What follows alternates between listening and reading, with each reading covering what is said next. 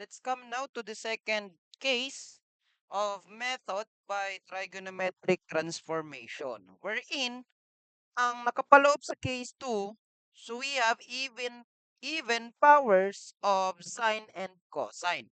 So when we say even, alam natin to kung anong mga ano yung mga even numbers natin. So same nung case 1, we will consider the integral of sine raised to m u and cosine raised to n u du. Pero ngayon, ang i-consider natin, m and n are both positive, even integers. So, ang sinasabi dyan, m and n are both parehas, even integer. Kasi 'di ba, kung may isa diyan na mag-add, babalik tayo sa case 1. So ngayon, since both of them are even, so pupunta tayo sa case 2 kasi walang add. Pupunta tayo sa case 2. So pagdating sa case 2, when both of them are both positive even integer, we will use the following identity, yung half angle identity.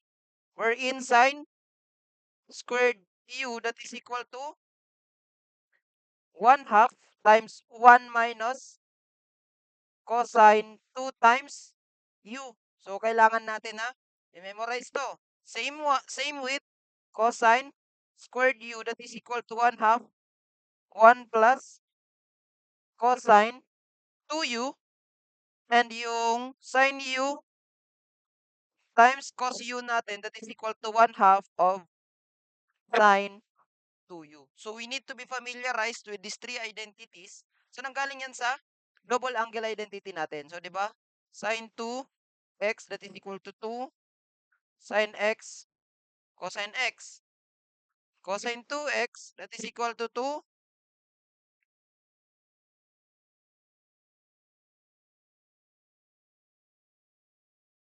So 2 times 1 minus cosine squared x. Mali. Dito pala. 1 minus 2 ay sine to sine. Wait lang.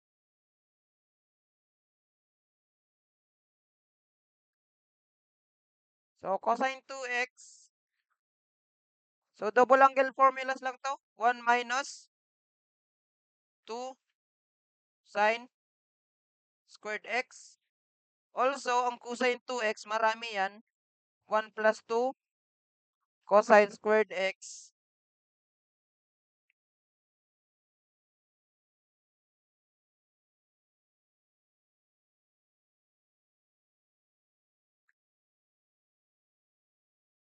Baliktad. Makikita ang cosine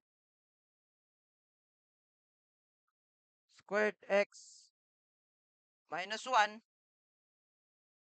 Yan yung mga identity niya. At saka meron din tong sine squared x minus cosine squared x. So, yan yung mga identity ng double angle natin. So, itong mga formulas na to, para mas madali, i-memorize na lang natin tong mga formulas na to. Ito ang gagamitin natin na ipang substitute natin kapag makakita tayo ng even powers of sine and cosine. So, example, evaluate the integral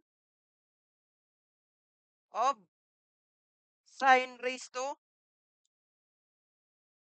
4x dx. So, as you can see, ang integral, di ba both m and n are even? Kasi ito, this is equal to 1. Di ba? Kasi may multiply sa 1. Yung cosine x raised to 0, that is equal to 1. So, kasi any number raised to 0 is 1, di ba? So, 1 yan. Kaya nakita nyo, walang cosine dyan. Pero, dito pa rin sa format na to yan nanggaling. So, kung papansinin nyo, 4 is even. So, therefore, sabi natin, kailangan gamitin natin itong identity na to. So, sign lang yan. Kaso, ang problema, ito naka-square. Yung sa problem natin, naka-raise to 4. So, di ba, pwede muna natin na i-rewrite to in this format. That is equal to sine squared x, tapos i-square pa natin dx. Kasi di ba power of a power, x squared squared, so that is equal to x raised to 4. Magmumultiply yung dalawang power natin sa power of a power. Property of integers. Okay? So ito na yan. Sin squared x, i-raise pa natin sa 2. Kasi naka-raise to sa 4. So 2 times 2 is sin x raised to 4. So next, i-transform natin itong sin squared using this identity. 1 half times 1 minus cosine 2u. So this is equal to the integral. Transform natin yung sin squared, that is equal to 1 half times 1 minus cosine 2u. Tapos naka-square pa siya. Okay? So kaya ginanyan ko yan kasi itong 1 half kasama yan sa naka-square. Dx. Okay? Okay, so next step, distribute natin itong squared both sa 1 half at saka dito sa 1 half minus cosine 2u. So what will happen, this will now become the integral of 1 half squared, that is 1/4. Diba? 1 half. Ito kasi, itong part na to, pag nire-write natin, magiging yung 1 half squared minus 1 minus cosine 2u or 2x squared. Palitan natin to ng x. 2x. Yan. Magiging ganito yan. So, distribute lang natin yung 2 dito sa both of them. This will now become 1 half squared, that is 1/4, times 1 minus cosine 2x squared dx. Now, kung titingnan natin, medyo mahirap pa to integrate kasi itong 1/4 pwede natin ilabas. So, magiging itong 1/4, since this is constant factor, integral of 1 minus cosine 2x squared dx. So, medyo mahirap pa yan kasi mayroon tayong squared. So, anong gagawin natin is to expand ito. Diba pwede natin yung i-expand? X minus y squared. So, diba? Square of binomial. Ito yan. Expand natin. So, expanding, magiging na yung 1/4 the integral of. Expand natin. We use another color sa pag-expand. So, 1. 1 squared is 1 minus 2 cosine 2x. Kasi magiging 2 times negative cosine 2x times 1, negative 2 cosine 2x. So, anong square nito? Plus cosine squared 2x. So, yan na yung expansion natin ng 1 minus cosine 2x dx. Okay? So, now, scroll down ka na. So, since this is separated by plus or minus, so, di ba pwede natin na integrate na sila isa-isa. So, ihiwalay na natin, magigitong 1/4 integral of 1 times dx is dx minus yung 2 ilabas natin. Kasi ma-multiply natin sa 1/4 magiging 2 over 4. The integral of cosine 2x dx. Okay, ito na yan, yung part na to. Ito na yan. Ilabas ko lang yung 2, tapos minultiply sa 1/4, kaya naging 2 over 4. Yung naiwan is cosine 2x times dx. Yun na yan. So, dito na tayo sa last. Plus 1/4 ulit, integral of cosine squared 2x dx. Okay? So, as you can see, this one is, pwede na natin itong ma-integrate. Also, this one, we can now integrate this part. So, wherein ang u natin dito is 2x, ang du, that is equal to 2 dx. So, need pa pala natin ng 2 dito. So, yung nilabas natin na 2 kanina dito, itong 2 dito, ipasok na lang natin. So, alisin natin yung 2 dyan, palitan natin ng 1. 'Di ba? Itong 2 na 'to, ibabalik natin sa loob. So, magiging itong 2 dx, okey? So, 'yan na. So, puwede na rin ma-integrate itong part na 'to. So, wala na tayong problema diyan. Ang problema is ito. So, as you can see, meron ulit tayong even power of cosine x. So, 'di ba kasi even power 'yan, eh. So, therefore, under case 2,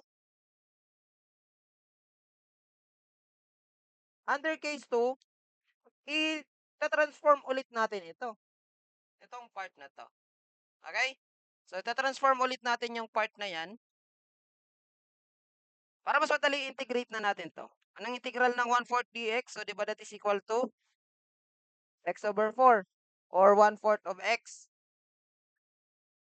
So, 1/4 integral ng dx is x minus 1/4 integral ng cosine 2x dx. So, 'di ba that is positive sine 2x. Sine 2x. Ito, integral nito. Integral ng cosine u du, sin u. Okay? Okay. Dito na tayo sa part na to.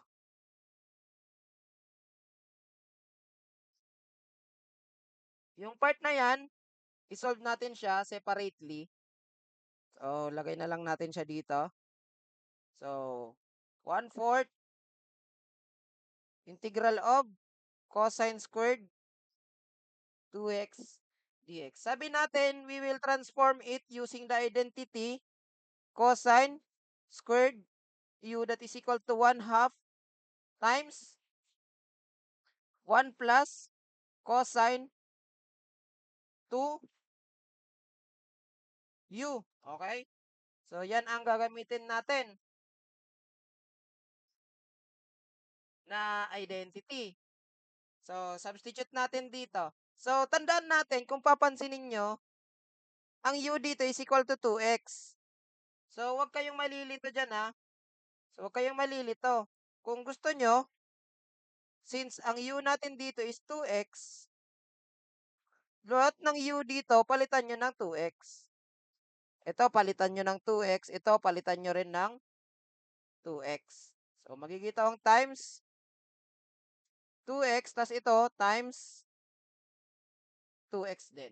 So, kasi nakatuyo yan. So, huwag kayong malilito dito kahit may 2 na dyan kasi yan yung double angle natin. So, kailangan i-multiply pa rin yan by 2x. So, magiging ang cosine squared 2x that is equal to 1/2 1 plus cosine 2 times 2x that is 4x. So, 4x dapat ang ipapalit natin dyan.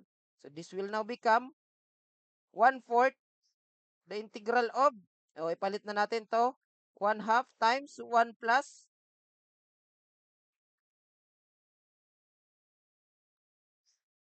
cosine 4x dx. Na itong part na to, yun na yun, yung cosine squared 2x. So, kaya natin tinatransform yan para ma-eliminate natin yung squared. Ma-eliminate natin yung even power.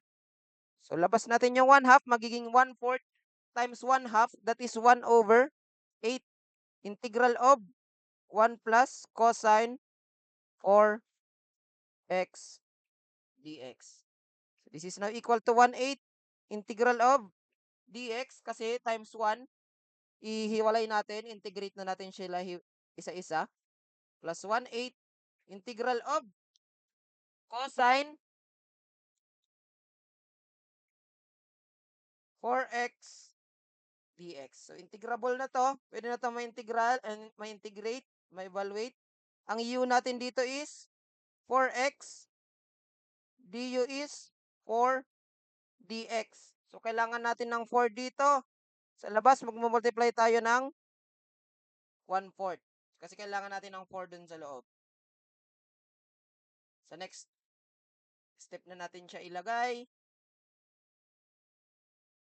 So this is equal to, what is the integral of 1/8 integral of dx? So that is equal to 1/8 times x plus, sabi natin kanina, kailangan natin mag-multiply ng 1/4 sa labas kasi kailangan natin ang 4 dun sa du. Okay, kailangan natin ang 4 dito. So we need to multiply 1/4 doon sa labas. Okay? So what will happen? This will now become 1 over 8x plus 1 over 32 integral ng cosine 4x 4 dx. So anong integral nito? So this is equal to 1 over 8x plus 1 over 32. Anong integral ng cosine 4x 4 dx? That is equal to sine of 4x plus c. So ito, pwede na natin itong irugtong dito since nakuha na natin yung integral nito. Okay? So plus 1/8 x plus 1 over 32 sine 4x plus c. Okay, yan na yan. So, pwede natin i-add tong dalawa. 1/4 plus 1/8. Since parehas lang naman sila, i-add natin, that will become 3 over 8x minus, ito hindi pwedeng i-add. Ito. Kasi yung isa is 4x, yung isa is 2x. So, hindi sila pwede. So, copy it as is 1/4 sine 2x plus 1 over 32 sine 4x plus c. So, yan na yung integral ng problem natin, which is the integral of sine raised to 4x dx. So, ito yung final answer natin. So, thank you and have a good day.